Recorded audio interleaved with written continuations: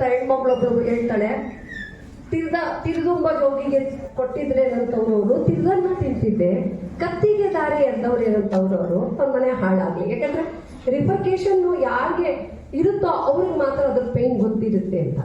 So ಮಾನವ ಕಳ್ಳ ಸಾಗಾಣಿಕೆ ಅನ್ನುವಂಥದ್ದು ಇದೇನು ನೆನ್ನೆ ಮನೆಯದಲ್ಲ, ಆದರೆ ಇವತ್ತು ಬೇರೆ ರೂಪದಲ್ಲಿದೆ.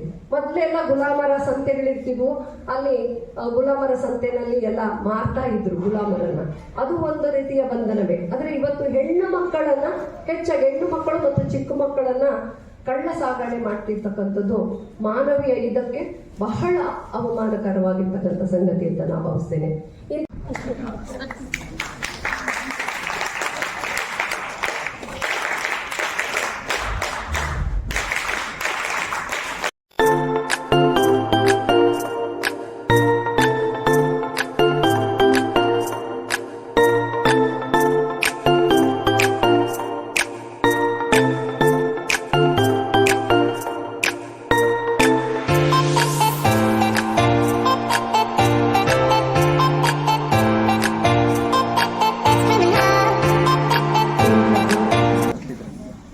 ಅಧಿಕೃತವಾಗಿ ನಮ್ಮ ಕಾಲೇಜಲ್ಲಿ ಇತ್ತು, ಬಟ್ ಅದಕ್ಕೆ ಚಾಲನೆಯನ್ನು ಕೊಡಬೇಕು ಅನ್ನುವಂತಹ ಒಂದು ಪ್ರಯತ್ನವನ್ನ ಮಾಡ್ತಾ ಬಂದಿದ್ದೀವಿ.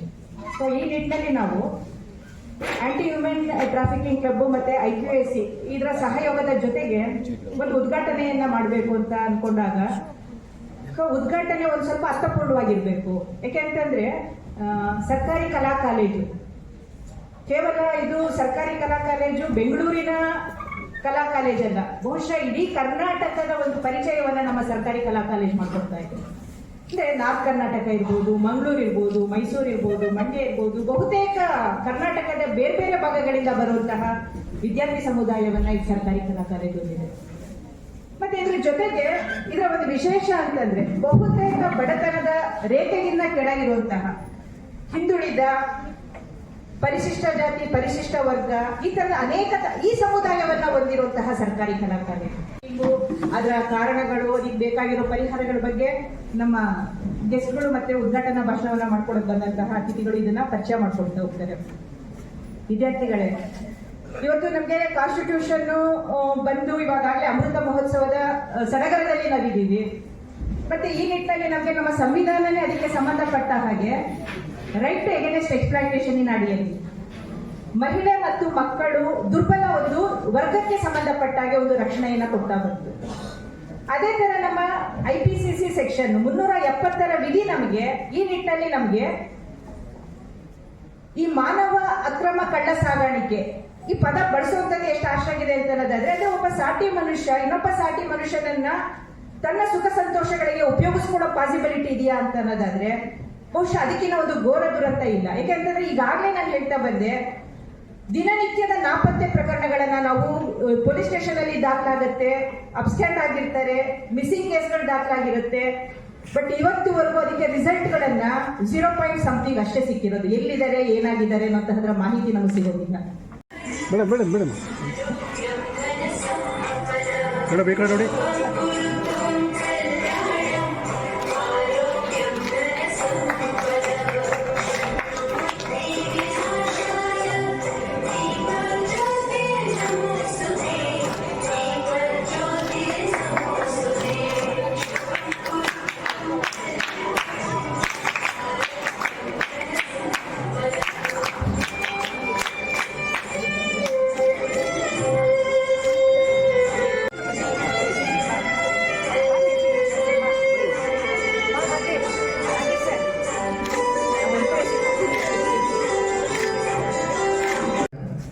to address a problem which is not only for us but which is worldwide. The problem, the crime of human trafficking. Human trafficking, as I think you all know, is the most heinous crime which takes place and which thrives in the shadows of our society. It is where the children, mainly young girls and also boys, this does not pertain to any age, any gender or any nationality. it's international. It's a crime which is international. What do we do? This is a crime where we as the society, each one of us is responsible to put an end or combat this crime. So we have different organizations, NGOs, many people and the government who are here to address this problem. Yet I feel we as individuals have to share and give a hand to stop this crime.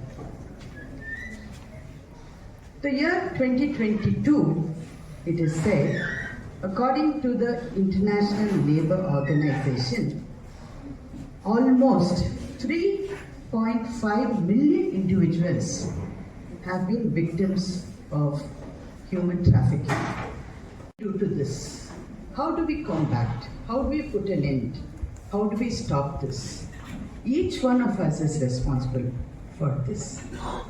According to me, there are 3 points, 3 key pillars by which we can combat human trafficking. 1, the most important is prevention. Prevention of this crime. Now, how do we do it? Prevention, we have to educate our children, educate our neighbors, educate the community about this crime so that everyone is aware of what is happening in the society.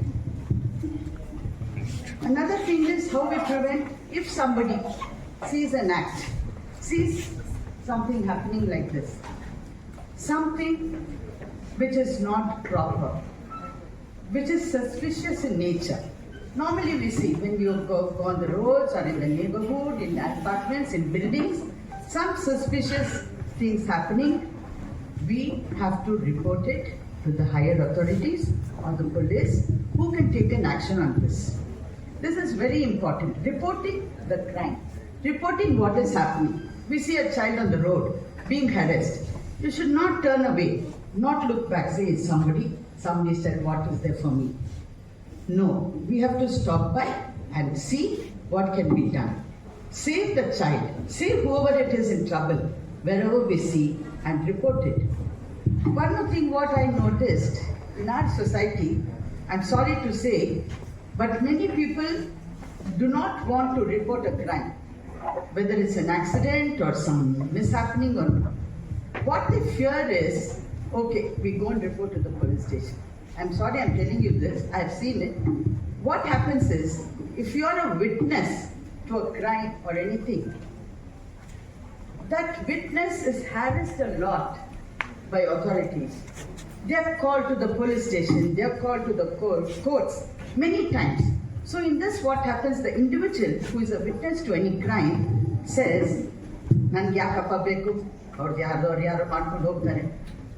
See, and they don't want to take responsibility. ಯಾರೋ police ಇದ್ದಾರೆ, government ಇದೆ, ಏನೋ ಮಾಡ್ಕೊಳ್ತಾರೆ, ನಂಗೆ ಯಾಕೆ ಬೇಕು? I don't want to get involved in something where I'll be, always targeted. Something where I'll be, always targeted is the protection. Protection what we can give to these individuals who have become victims of such crimes. I say it is girl child, women.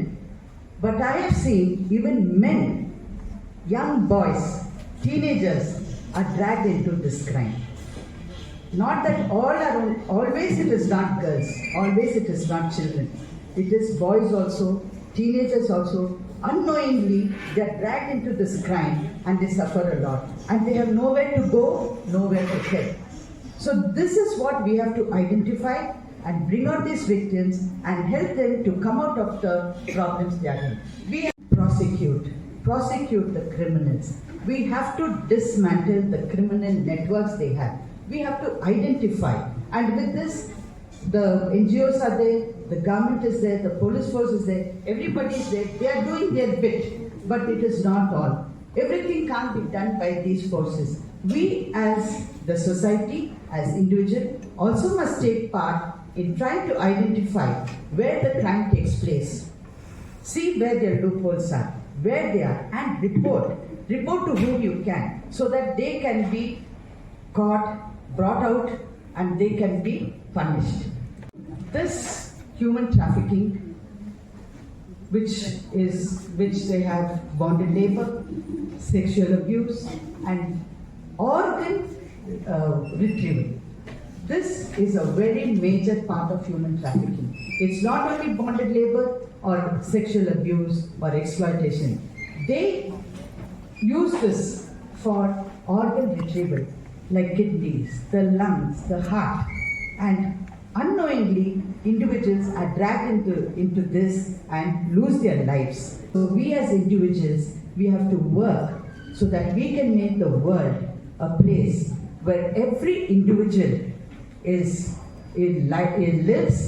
with a life of dignity and a life of respect and happiness.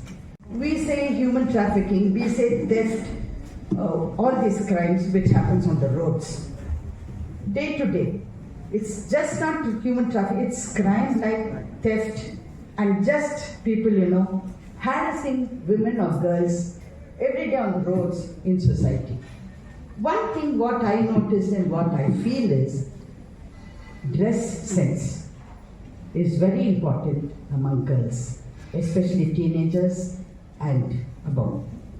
Dress sense, I feel, what we Indians are doing here is copying the Western society.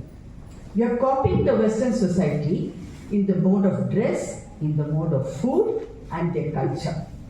This does not suit us. We cannot go anywhere with it.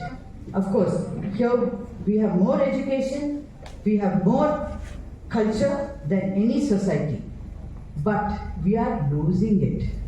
We are taking their culture, trying to copy them and forgetting what we are. Such a beautiful Indian culture we have, but we are forgetting to practice it. Clothes, obscene clothes. So naturally, it attracts. So we are giving the chance for the crime to happen. It is we. So if we are okay, I think crime would automatically come down. It is every girl who must feel and think she has to be respected. She has a beautiful personality which should be guarded and, what do I say? Protected. Protected. You have to live a life of dignity and respect. So watch what you're doing, watch where you go, and watch what is happening around you. Be very vigilant, be active, be vigilant to know what's happening around you. I know what happens in Bangalore city nowadays. It's not only Bangalore city, it's everywhere. Everywhere in India, everywhere in the world. But what happens in the world, the Western society, see, I'd like to tell you there, the children when they are 14, 15, are left to go to do what they want by parents. They're not worried. So according to them, they know the children will be responsible for whatever they do. It's all right. But our society is not like that. Here, our parents are there to guide the children, be with them for always. They don't send them out of the houses to tell them do what you like, earn your living. It's not like that. So when we have our parents, we have our families, so we also have responsibility towards our parents and our seniors and our elders in respect and dignity. So we as girls should not let the family down.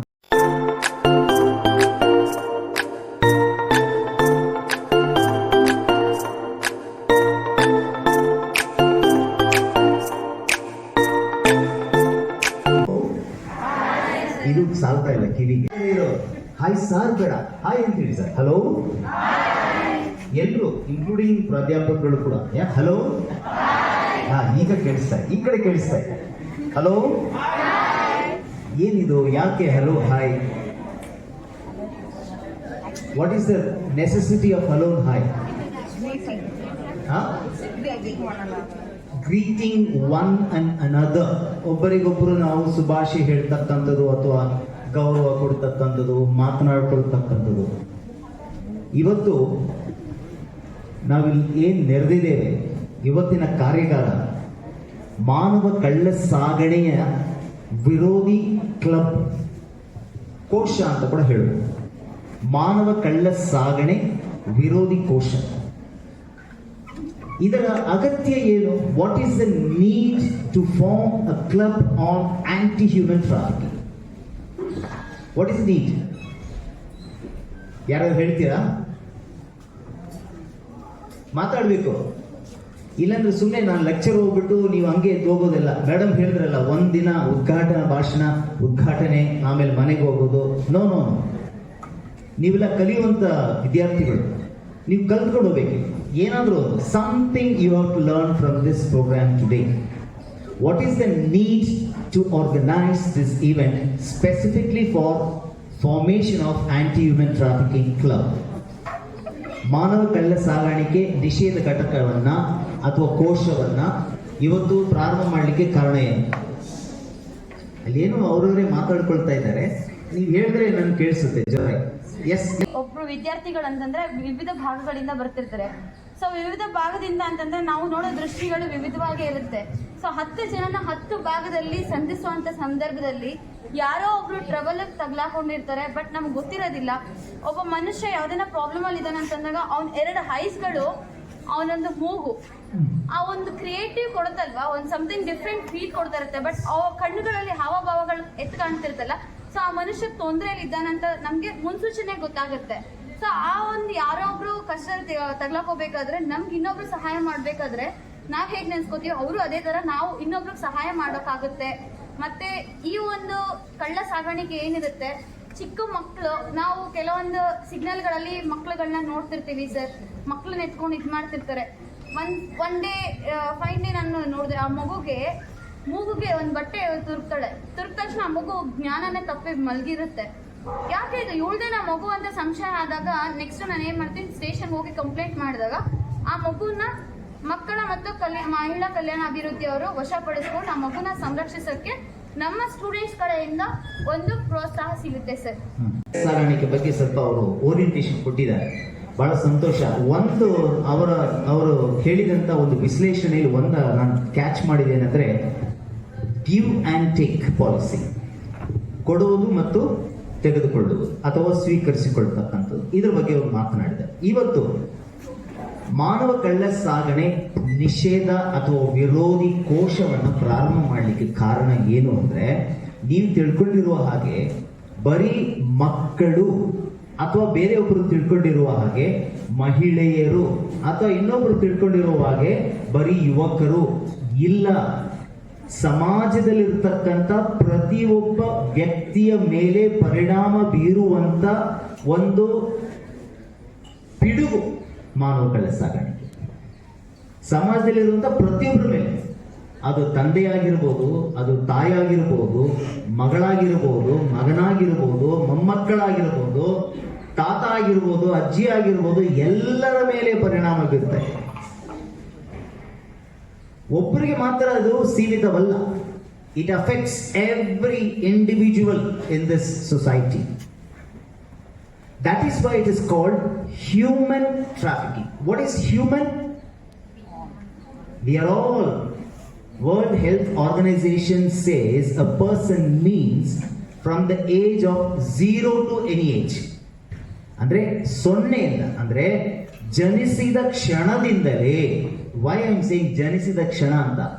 ನಿಮ್ಗೆ ಗೊತ್ತಿದೆಯಾ ಎಷ್ಟು ಮಕ್ಕಳನ್ನ ಆಸ್ಪತ್ರೆಗಳಲ್ಲಿ ಕದ್ಕೊಂಡು ಹೋಗ್ತಾರೆ? ನೀವು ಹೇಳಿದಂಗೆ ಸಿಗ್ನಲ್ಗಳಲ್ಲಿ ಗೋದಲಿಯಲ್ಲಿ ಮಕ್ಕಳನ್ನ ಹಾಗೆ ಇಟ್ಕೊಂಡಿರ್ತಾರೆ. ಬೆಳಗ್ಗೆಯಿಂದ ಸಂಜೆವರೆಗೂ ಭಿಕ್ಷೆ ಬಿಡ್ತಾ ಇರ್ತಾರೆ. ಈ ಮಗು ಕಿಟಿಕ್ ಪಿಟಿಕ್ ಅಂತ ಏನು ಹೇಳೋದು ಇಲ್ಲ. ದ ಮಗು ವಿಲ್ ಬಿ ಮೈಂಡ್. ನಿಮ್ಗೆ ಗೊತ್ತಿದೆಯಾ, ನಮ್ಮಲ್ಲಿ ಕೆಲವು ಡಾಕ್ಟರ್ಸ್ ಇದ್ದಾರೆ, they give an injection for 50 rupees. ಬೆಳಗ್ಗೆಯಿಂದ ಸಂಜೆವರೆಗೂ ಪ್ರಜ್ಞೆ ತಪ್ಪಿದಂತ ರೀತಿಯಲ್ಲಿ ಮಗು ಇರುತ್ತೆ. ಮಗುವಿಗೆ ಊಟ ಏನ್ ಗೊತ್ತಾ? ನಾವೆಲ್ಲರೂ 3 ಹೊತ್ತು ಊಟ ತಿಂತೀವಲ್ಲ, ಮನೆಯಲ್ಲಿ ಟಿಫಿನ್ ಬಾಕ್ಸ್ ಹಾಕಿ ಕಳಿಸ್ತಾರೆ. ಇಲ್ಲಾಂದ್ರೆ ದುಡ್ಡಿಟ್ಕೊಂಡು ನಾವು ಹೋಟೆಲ್ಗಳಲ್ಲಿ ಚಾಟ್ಗಳಲ್ಲಿ ಹೋಗಿ ಏನೋ ಒಂದು ತಿಂತೀವಿ. ಈ ಮಗುಗೆ ಧೂಳು ಮತ್ತು ಗಾಳಿ, ನೀವು ಸಿಗ್ನಲ್ ಅಲ್ಲಿ ಏನ್ ನೋಡಿದಿರೋ ಧೂಳು ಮತ್ತು ಗಾಳಿ, ಆಗ ತಾನೇ ಜನಿಸಿದಂತ 1 month 2 month 3 months ಮಕ್ಕಳು ಏನ್ ಮಾಡ್ತಾರೆ ಗೊತ್ತಾ, ತಂದೆ ತಾಯಿಗೆ ಸಂಪಾದನೆ ಮಾಡ್ಕೊಂಡು ಕೊಡ್ತಾರೆ. This is happening in our city, this is happening in our state, this is happening in our country, this is happening in our world. ಅದರ ಮೇಲೆ ಪರಿಣಾಮ ಬೀರುವಂತದೇ ಮಾನವ ಕಳ್ಳಸಾಗಣೆ, ಮೃಗಗಳ ಮೇಲೆ ಅಲ್ಲ. ನಾವು ಸುಮಾರು 30 ವರ್ಷಗಳ ಮೇಲೆ ಅಭಿವೃದ್ಧಿ ಕ್ಷೇತ್ರದಲ್ಲಿ ಕೆಲಸ ಮಾಡ್ತಾ ಇದ್ದೀನಿ. ನಾನು ಕಂಡು ಬಂದಂಗೆ ಕೆಲವೊಂದು ಆವರ್ತಿ ನಾನು ಪೊಲೀಸ್ ಇಲಾಖೆಯಲ್ಲಿ ಕೂಡ ಅನೇಕರಿಗೆ ತರಬೇತಿ ಕೊಟ್ಟೆ. ಕೆಲವು ಪೊಲೀಸ್ ಅಧಿಕಾರಿಗಳು ಏನ್ ಮಾಡಿದ್ರು ಗೊತ್ತಾ, ಹ್ಯೂಮನ್ ಟ್ರಾಫಿಕಿಂಗ್ ಅಂತ ಹೇಳಿದ ತಕ್ಷಣವೇ ಅವರು ಟ್ರಾಫಿಕ್ ಕಾನ್ಸ್ಟೇಬಲ್ಸ್ ನ ಕಳಿಸಿದ್ರು. There is no match between traffic police and human trafficking. Trafficking and traffic is different. ಸಂಚಾರ ಮತ್ತು ಸಾಗಣೆ, ಸಂಚಾರ ಬೇರೆ, ಸಾಗಣೆ ಬೇರೆ. ಸೆಲ್ಫ್ ಡಿಫೆನ್ಸ್ ಅಂದ್ರೆ ಏನು? Is it a physical self defence? Physical ಆಗಿ ಸೆಲ್ಫ್ ಡಿಫೆನ್ಸ್ ಮಾಡ್ಕೊಂಡ್ರೆ ಕರಾಟೆ ಗೊತ್ತಿರಬೇಕು, ಬಾಕ್ಸಿಂಗ್ ಗೊತ್ತಿರಬೇಕು, ಜಗಳ ಮಾಡೋದು ಗೊತ್ತಿರಬೇಕು, ಬಾಯಿಡಿಕೆ ಆಗಿರ್ಬೇಕು ಅಲ್ವಾ? ಹೌದಲ್ಲಪ್ಪ? ಸ್ಟಾಮಿನಾ, ಮಸಲ್ಸ್ ಚೆನ್ನಾಗಿ ಬೆಳೆಸ್ಕೊಂಡಿರ್ಬೇಕು. ಅದು ಒಂದು ರೀತಿಯಾದಂತ ಡಿಫೆನ್ಸ್. ಬಟ್ ಈ ಡಿಫೆನ್ಸ್ ಅರಿವಿರ್ಬೇಕು. ಯಾವ ಅರಿವಿರ್ಬೇಕು? ಮೇಡಮ್ ಹೇಳ್ತಾ ಇದ್ರು ಮಾತಾಡುವಾಗ, what is happening in around you. ಏನ್ ನಡೀತಾ ಇದೆ ನಿನ್ನ ಸುತ್ತಲೂ? ನಾನು ಹೇಳ್ತೀನಿ ನಿಮ್ಗೆ, ನೋಡಿ, ಎಲ್ಲರೂ ಕೇಳಿಸ್ಕೊಳ್ಳಿ. I have 2 daughters. One is married. I am a grandfather. 1.5 ವರ್ಷದ ಮೊಮ್ಮಗ ಇದ್ದಾನೆ ನನಗೆ, ಅರ್ಥ ಆಯ್ತಲ್ಲ? ಇನ್ನೊಬ್ಬ ಮಗಳಿದ್ದಾಳೆ, she is 25 years old. I am concerned about my daughters. Similarly, I am concerned about my society. ಇಲ್ಲಿರುವಂತ ನೀವೆಲ್ಲರೂ ಕೂಡ ನನ್ನ ಮಕ್ಕಳ ಹಾಗೇನೆ, other than the professors and lecturers. I am sorry to say that. ನನ್ನ ಮಕ್ಕಳ ಹಾಗೇನೆ ನೀವು ಹಾಳಾಗೋದು, ಕೆಟ್ಟೋಗೋದು, ಶೋಷಣೆಗೊಳಗಾಗೋದು ನನ್ನ ಎದುರು ನೋಡೋದಕ್ಕೆ ಅಲ್ಲ. ರಾಜ್ಕುಮಾರ್ ಅವರು ಒಂದು ಪಿಕ್ಚರ್ ಅಲ್ಲಿ ಒಂದು ಹಾಡು ಕೇಳ್ತಾರೆ, ಮಾನವನಾಗಿ ಹುಟ್ಟಿದ ಮೇಲೆ ಏನೇನ್ ಕಂಡೆ ಅಂತ. ಏನ್ ಕಂಡೆ? ಅದನ್ನೇ ಮೇಡಮ್ ಕೇಳಿದ್ರು, ನಿನ್ ಸುತ್ತ ಏನ್ ನಡೀತಾ ಇದೆ ಅಂತ ಏನ್ ಕಂಡಿದ್ದೇನೆ? ನೋಡಿದ್ರಲ್ಲಿ ಏನ್ ನಡೀತಾ ಇದೆ ಅಂತ? Every 8 minutes a woman is being raped. ಗೊತ್ತಿದೆ ನಿಮ್ಗೆ?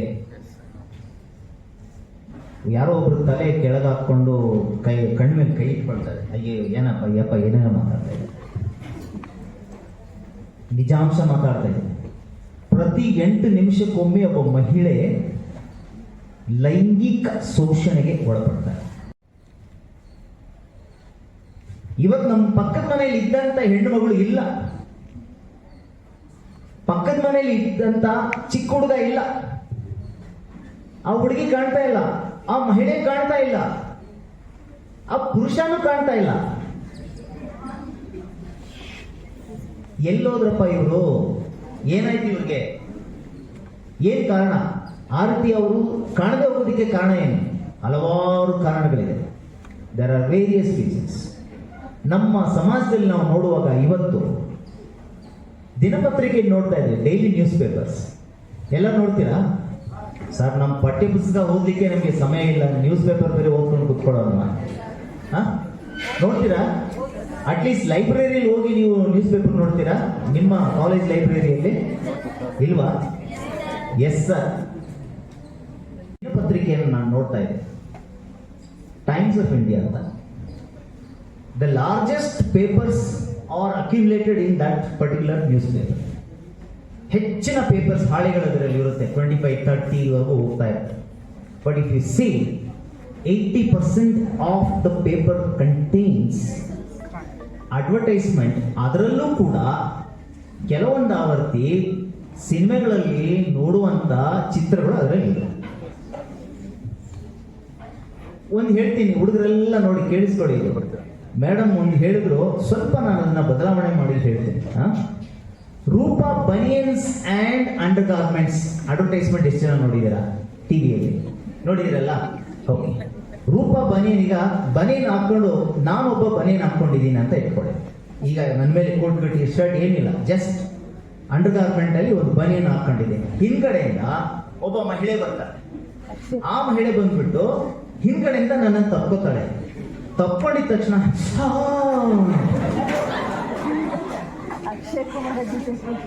ಅದು ಯಾರಿರ್ಲಿ, ಏನದು ಬನಿಯನಿಗೂ ಈ ಮಹಿಳೆ ಬಂದು ಅಂತೇಳಿ ಸೆಕ್ಸಿ ಆಗಿ ಅದನ್ನ ತೋರಿಸ್ಕೊಳ್ಳೋದಕ್ಕೆ ಏನು ಸಂಬಂಧ ಇದೆ? What are we trying to communicate? ಅಂದ್ರೆ ಬನಿಯನ್ ಹಾಕಿದ್ರೆ ಮಹಿಳೆಯರು ಬಂದು ತಪ್ಕೊಳ್ತಾರೆ ಅಂತೇಳಿ ಅರ್ಥ? ನಮಗೆ, ನನಗಂತೂ ಇಲ್ಲಪ್ಪ, ನಾನು ತಾತಾಗ್ಬಿಟ್ಟಿದ್ದೀನಿ, ನನಗಂತೂ ಇಲ್ಲ. ಈಗಿನ ಕಾಲದಲ್ಲಿ ಸಮಾಜದಲ್ಲಿ ಹುಡುಗರಿಗೆ ಅಂತ ಸೀರೆ ಬೇಕು. ಎಂತ ಸೀನು? ಅಂತ ಸೀನು. ಮೇಡಮ್ ಹೇಳಿದ್ರಲ್ಲ ಅವಾಗಲೇ ವೆಸ್ಟರ್ನ್ ಕಲ್ಚರ್ ಅಂತ. ವೆಸ್ಟರ್ನ್ ಕಲ್ಚರ್ ಅಲ್ಲಿ ಇರುವಂತ ಸೀನು ನಮ್ಗೆ ಬೇಕಾಗುತ್ತೆ.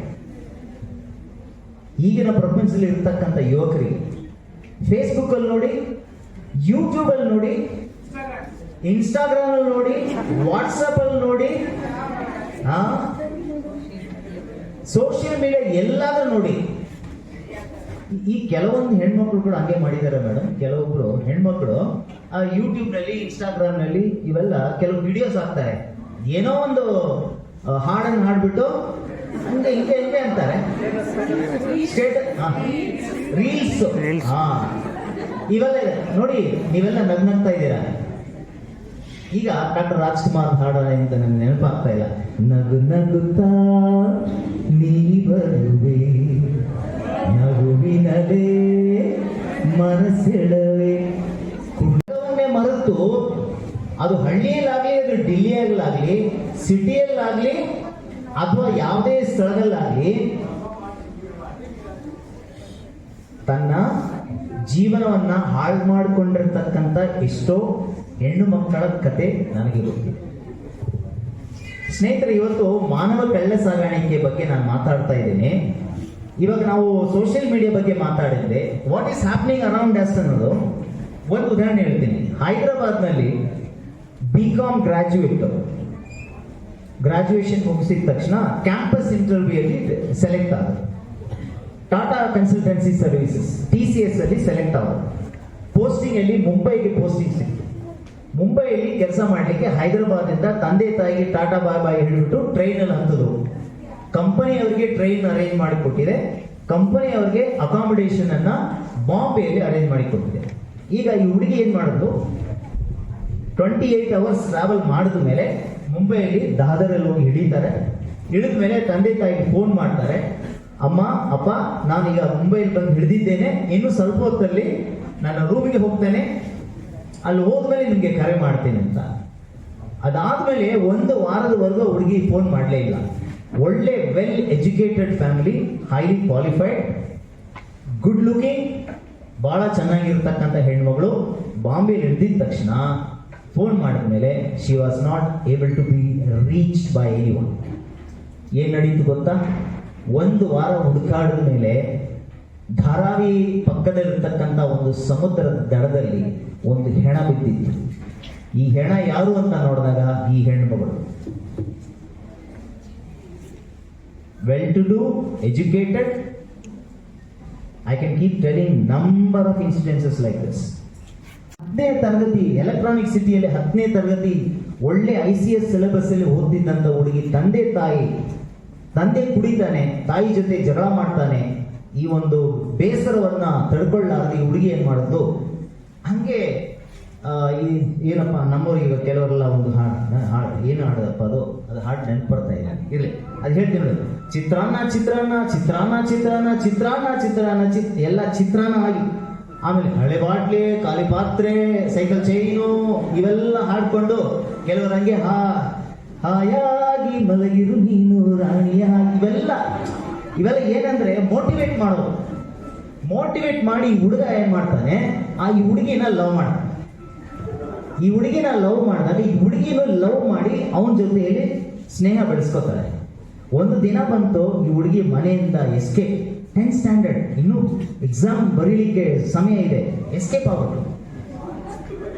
ಎಸ್ಕೇಪ್ ಆದಮೇಲೆ ಆ ಹುಡುಗನ ಹತ್ರ ಹೋಗಿ ತಾಯಿ ಕಡೆಯವರು ಮಾತಾಡ್ತಾರೆ, ಆ ಹುಡುಗಿ ಬರಲ್ಲ ಅಂತಾಳೆ. ಯಾಕೆ? ಜೆನ್ಯೂನ್ ರೀಸನ್ ಅಲ್ವಾ, ತಂದೆ ಕುಡಿದ್ಬಿಟ್ಟು ಗಲಾಟೆ ಮಾಡ್ತಿದ್ದಾನೆ, ತಾಯಿ ಜೊತೆ ಸಮಾಧಾನವಾಗಿಲ್ಲ, ನನ್ನ ಜೀವನ ಹಾಳಾಗ್ತಾ ಇದೆ, ನಾನಾದ್ರೂ ಲವ್ ಮಾಡಿಕೊಂಡು ಮದುವೆ ಮಾಡ್ಕೊಂಡು ಹಾಯಾಗಿ ಹಂಗೆ ಊಟ ಮಾಡ್ಕೊಂಡು ಆಟ ಆಡ್ಕೊಂಡು ಓಟ ಓಡ್ಕೊಂಡು ಇರ್ತೀನಿ ಅನ್ನೋ ಥರ ಆ ಹುಡುಗಿ ಹೋಗೋದು. ಸರಿಯಪ್ಪ, ಏನೇನೋ ಪ್ರಯತ್ನ ಮಾಡಿದ್ರು, ಏನೂ ಆಗಲಿಲ್ಲ. ಚೈಲ್ಡ್ ಲೈನ್ ಹೋದ್ರು, ಅಲ್ಲೂ ಏನೂ ಆಗಿಲ್ಲ. ಸ್ಕೂಲಿನ ಪ್ರಿನ್ಸಿಪಲ್ ಕರೆಸಿ ಮಾತಾಡಿದ್ರು, ಅಲ್ಲೂ ಏನಾಗಿಲ್ಲ. ದಿನ ಕಳೀತಾ ಬಂತು. ಒಂದಿನ ಬೇಗೂರಲ್ಲಿ ಒಂದು ರೂಮ್ ಮಾಡಿ ಆ ಹುಡುಗಿ ಜೊತೆ ಜೀವನ ಮಾಡೋಕ್ಕೆ ಪ್ರಾರಂಭ ಮಾಡ್ದ. 1 ತಿಂಗಳು ಆಯ್ತು. 1 ತಿಂಗಳು ಆದ್ಮೇಲೆ ಈ ಹುಡುಗಿನ ಏನ್ ಮಾಡ್ತಾನೆ, ಬಾಂಬೆ ಕರ್ಕೊಂಡು ಹೋಗ್ತಾನೆ. ಬಾಂಬೆ ಕರ್ಕೊಂಡು ಹೋಗ್ಬಿಟ್ಟು ನಾವಿಬ್ರು ಜಾಲಿಯಾಗಿ ಹಾಯಾಗಿ ಮಲಗಿರಿ ನೀನು ರಾಣಿಯಾಗಿ ಅಂತ ಹೇಳಿದ್ನಲ್ಲ, ಹಾಯಾಗಿ ಕರ್ಕೊಂಡೋಗಿ ಬಾಂಬೆ ಸುತ್ತಾಡ್ಸ್ಕೊಂಡ್ ಬರ್ತೀನಿ ಅಂತ ಹೇಳ್ಬಿಟ್ಟು ಅಲ್ಲೋಗ್ಬಿಟ್ಟು ಏನ್ ಮಾಡ್ದಂದ್ರೆ ಈ ಹುಡುಗಿನ ಮಾರ್ಬಿಟ್ಟ. ಪ್ರಾಸ್ಟಿಟ್ಯೂಷನ್ ಇದೆ ಅವಳಿಗೆ, EQ ಜಾಸ್ತಿ ಇದೆ. ಬ್ರೈಟ್ ಸ್ಟೂಡೆಂಟ್, ಅವಳೇನ್ ಮಾಡಿದ್ಲು, ಹೆಂಗೋ ಒಂದು ಮಾಡಿ ಏನೋ ನೆಪ ಮಾಡಿ, ಶೀಸ್ ಅ ಬೆಂಗಾಲಿ. ಅಲ್ಲಿಂದ ಆ ಹುಡುಗಿ ತಪ್ಪಿಸ್ಕೊಂಡು ತಾಯಿಗೆ ಫೋನ್ ಮಾಡ್ತಾಳೆ, ಅಮ್ಮ ನೀನ್ ಮಾತು ಕೇಳಲಿಲ್ಲ, ಅವನ ಪ್ರೀತಿ ಮಾಡ್ಬಿಟ್ಟು ನಾನು ನನ್ನ ಜೀವನ ಹಾಳು ಮಾಡಿಕೊಂಡೆ, ಈಗ ನನ್ನನ್ನ ಪ್ರಾಸ್ಟಿಟ್ಯೂಟ್ ಜೊತೆಯಲ್ಲಿ ಕೆಲಸ ಮಾಡ್ಲಿಕ್ಕೆ ಕರ್ಕೊಂಡ್ಬಂದು ಮಾರಾಟ ಮಾಡಿಬಿಟ್ಟ, ದಯವಿಟ್ಟು ನನ್ನನ್ನು ಕಾಪಾಡು ಅಂತ. ಅವಳು ಅಲ್ಲಿಂದ ಎಲ್ಲೋ ಸ್ವಲ್ಪ ದೂರದಲ್ಲಿ ಹೋದ್ಮೇಲೆ ತಾಯಿ ಇಲ್ಲಿಂದ ತಕ್ಷಣ ಪ್ರಯಾಣ ಮಾಡಿ 2 ದಿನ ಪ್ರಯಾಣ ಮಾಡಿದ್ಮೇಲೆ ಆಮೇಲೆ ಹುಡುಗಿನ ಕರ್ಕೊಂಡು ಸ್ವಂತ ಊರಿಗೆ ಹೋದ್ರು. ಸೆಕ್ಷನ್ 370 ಅದರಲ್ಲಿ ಮಾನವ ಕಳ್ಳ ಸಾಗಾಣಿಕೆ ಅಂದ್ರೆ 3 ವಿಚಾರಗಳು ಹೇಳ್ತಾರೆ. ಮೊದಲನೇದು ಆಕ್ಟ್. ಆಕ್ಟ್ ಅಂದ್ರೆ actions. What are the actions of human trafficking. ಎರಡದು ಮೀನ್ಸ್, ಮಾಧ್ಯಮ, ಯಾವ ರೀತಿಯಲ್ಲಿ ನಡೀತಾ ಇದೆ ಮಾನವ ಕಳ್ಳ ಸಾಗಾಣಿಕೆ ಅಂತ. ಮೂರನೇದು purpose, but that is the primary one. ಯಾವ ಉದ್ದೇಶಕ್ಕೋಸ್ಕರವಾಗಿ ಮಾನವ ಕಳ್ಳ ಸಾಗಾಣಿಕೆ ಇವತ್ತು ನಡೀತಾ ಇದೆ. ಇದನ್ನು ಹೇಳೋಕೆ ಮುಂಚೆ ಇವತ್ತು ನಮ್ಮ ರಾಜ್ಯದಲ್ಲಿ ಸ್ಟೇಟಸ್ ಅನ್ನು ಸ್ವಲ್ಪ ನಾನು ಹೇಳ್ಬಿಡ್ತೀನಿ. ನಮ್ಮ ರಾಜ್ಯದಲ್ಲಿ IPC ಸೆಕ್ಷನ್ 370 ಮತ್ತು ಪೋಕ್ಸೋ ಅಡಿಯಲ್ಲಿ ರಿಜಿಸ್ಟರ್ ಆಗಿರತಕ್ಕಂಥ human trafficking cases from 2017 till 2022 February. This is the statistics. 1485 cases register ಆಗಿದೆ. ಈ 1485 ಕೇಸಸ್ ಅಲ್ಲಿ ಎಷ್ಟು ಕೇಸ್ಗೆ ಕನ್ವಿಕ್ಷನ್ ಆಗಿದೆ ಗೊತ್ತಾ ನಿಮಗೆ? ಯಾರಿಗಾರು ಗೊತ್ತಾ? ಎನಿಬಡಿ? Professors, lecturers? ಇಲ್ಲ. I tell you madam, this is very shocking. 1485 cases ಅಲ್ಲಿ just 10 cases got conviction. Just 10 cases, not even 1%. It's less than 1%. ಯಾಕೆ? Most of the cases got acquitted. ಯಾಕೆ acquittal ಆಯ್ತು? ಸಾಕ್ಷ್ಯಾಧಾರಗಳು ಸರಿ ಇಲ್ಲ. ಯಾಕೆ ಸಾಕ್ಷ್ಯಾಧಾರಗಳು ಸರಿ ಇಲ್ಲ? ಮಾಹಿತಿ ಗೊತ್ತಿಲ್ಲ. ನಮ್ಮಲ್ಲಿ ಭ್ರಮೆ. ಸಾಂಪ್ರದಾಯಿಕವಾಗಿ ಇವೆಲ್ಲ ಮಾತಾಡಬಾರ್ದು, ಸೆಕ್ಸ್ ಬಗ್ಗೆ ಮಾತಾಡಬಾರ್ದು. ಸೆಕ್ಸ್ ಅಂದ್ರೆ ಏನು? ಇವತ್ತೆಲ್ಲ ಪ್ರಾಬಲ್ಯವಾಗಿದೆ, ಎಲ್ಲರಿಗೂ ಗೊತ್ತಿದೆ, ಬಟ್ ಮಾತಾಡಬಾರ್ದು.